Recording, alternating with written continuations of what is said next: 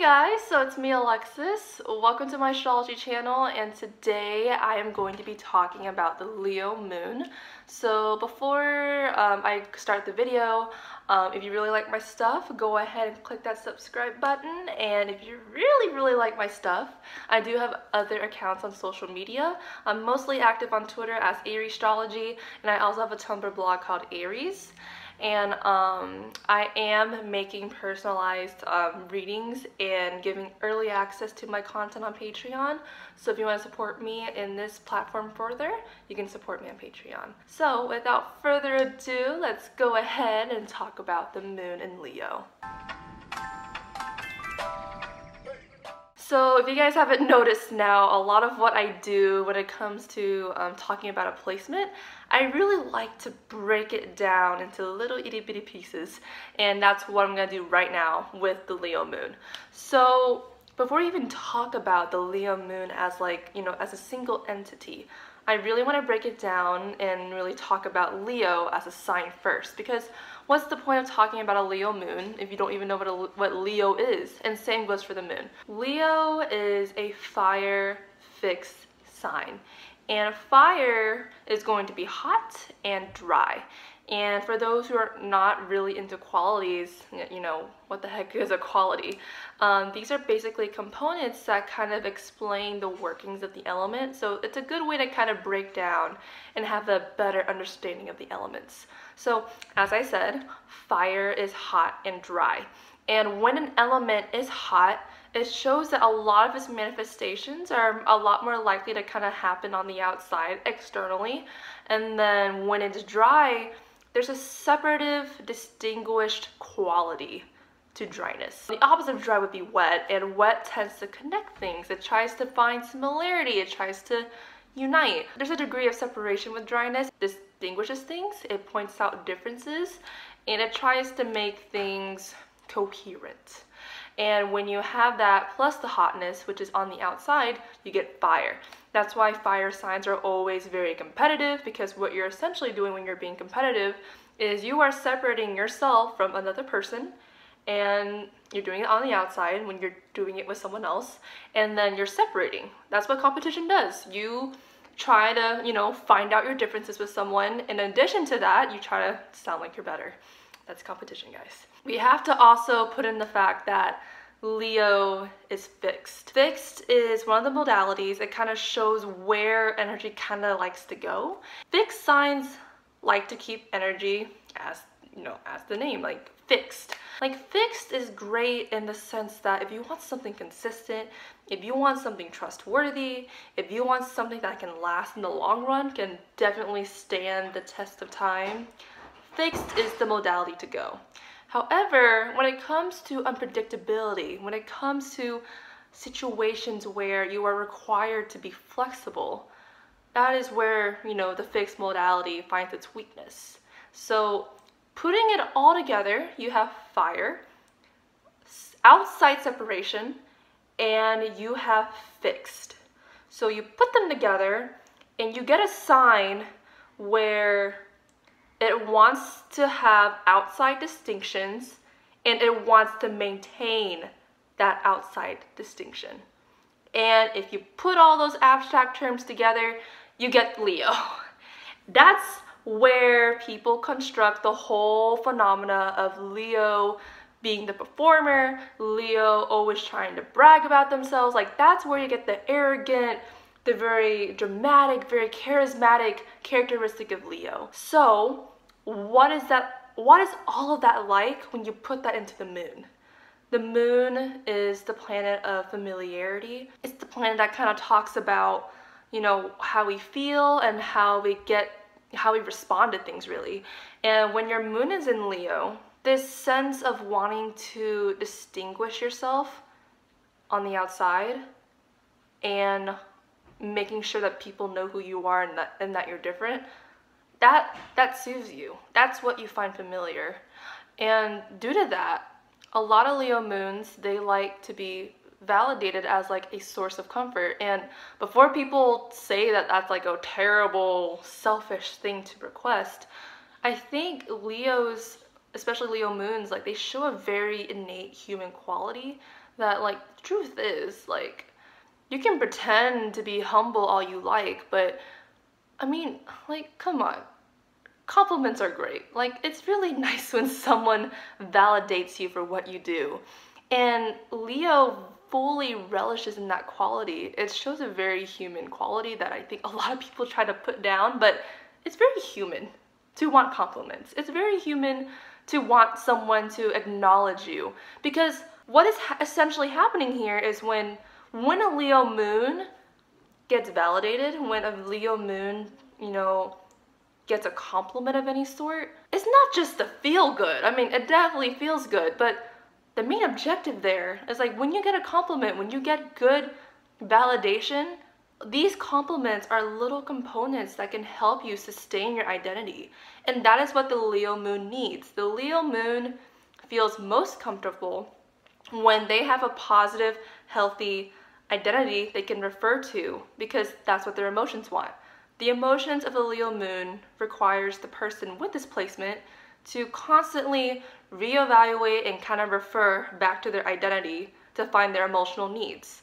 And of course, like while it is a very human, natural thing to want compliments and to be validated for what you do, there is weakness in that, because once a Leo moon doesn't feel that validation, once they feel like, you know, the work that they do is not getting any sort of attention, the Leo moon, that's when emotions get a little bit unstable, because now they don't get the feedback that they need to help sustain their identity.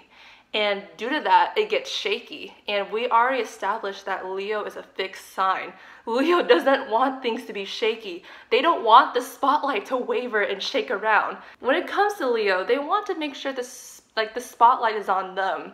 You can think that's selfish, but I mean, at the same time, like when you put a spotlight, like your eyes, your attraction, your attention will inevitably go to that light.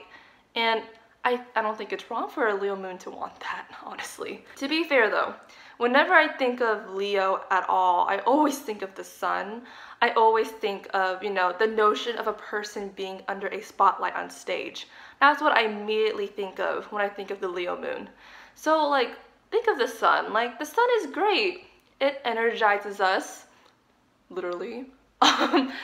It's warm, it's bright. When people think of the sun, it's very warm, it's very attractive. Like, there's a warm, comforting, charismatic quality to the sun, if you think of it figuratively.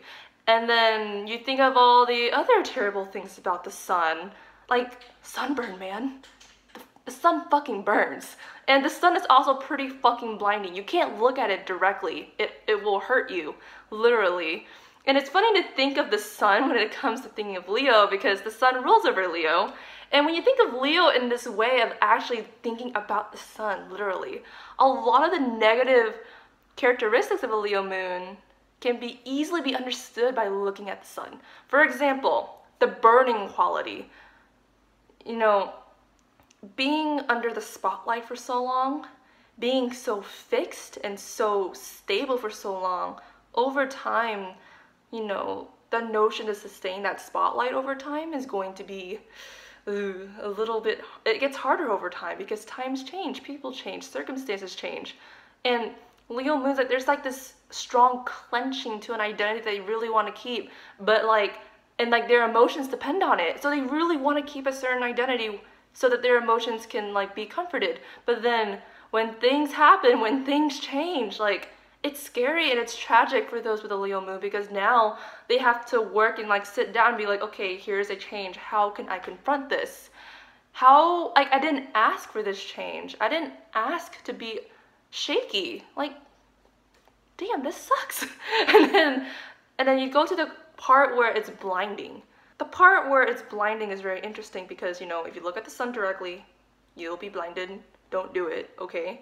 And when you think about Leo in this way, sometimes a Leo moon can be so blinded by what is good or bad for their identity, to where sometimes, like in a very negative sense, they just struggle to objectively judge at any point, because they are so blinded by the objectivity, or by the objective to hold their sense of identity so closely because their emotions depend on it, to where they are too scared or maybe not even willing to kind of look beyond and see like what other changes could be helpful for them. It comes to a point where a Leo moon could see any struggle, any like roadblock, and just automatically just see it as bad, when really, you know, a certain obstacle can really help them reform and really make their identity stronger. And I think that's the thing that Leo moons need to know. I think trying to sustain an identity is extremely important because, again, like their emotions depend on it. But see, this struggle that I'm talking about, this is something a Leo moon faces very often. And they understand this struggle very intimately. So when they see someone down in the dumps, when they see someone who doesn't know how to believe in themselves again, a Leo moon is beautiful in that way, because a Leo knows what it's like when believing in yourself is challenged. That's why Leo moons are warm. Like that's where the warm quality of the sun comes from. It's not like Leo moons are super selfish and they want all the attention and everything. I think a sad, deprived Leo moon would want that. But like for the most part, like Leo moons, they're warm, they're charismatic, they get so much attention. And part of it is because like they share that warmth with other people. They understand the struggle of maintaining a certain identity that you hold on to when you're born. And like they understand that struggle, so they'll comfort other people with that struggle. So that's why, like, if you have a Leo moon friend, they're really good at gassing you up. They really know how to make you feel good. They really know how to validate you, because they know what the heck, like they know what it's like when like you don't feel your best. I think that's why I love Leo moon so much. It's almost 13 minutes and I haven't talked about the motherly quality of the Leo moon, so like let me get to that. Again, the moon in astrology kind of represents the parent you assign to be the nurturing parent. It doesn't actually talk about how your parents actually are. It talks about your perception of them. So if you have a Leo moon, your parent, you know, whoever it is, they really emphasized on paying attention to yourself. They really paid attention to you in terms of trying to help you create your own identity. They really wanted you to be set with who you were. And I think that's pretty cool. In that sense, it's pretty nice having a Leo moon parent, because by making you focus on creating a stable identity, it's their own personal way of trying to help you stabilize yourself. However, the negative side is like realizing that, you know, you're not the only person in this world. There's other people out there.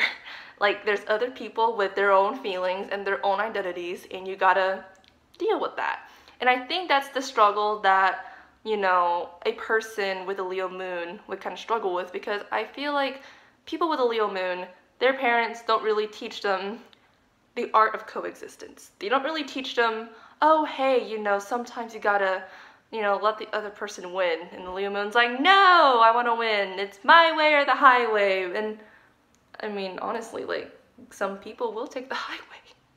And like they have to accept that. Leo poses a very primal struggle that humans tend to have.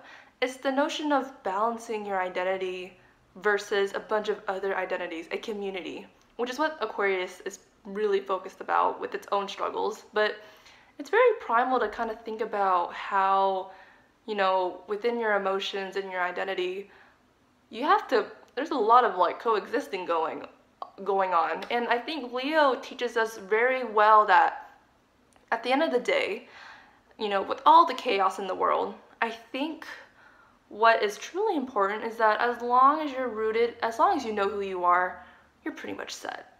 And for the Leo moon, this is incredibly important because their emotions are counting on it.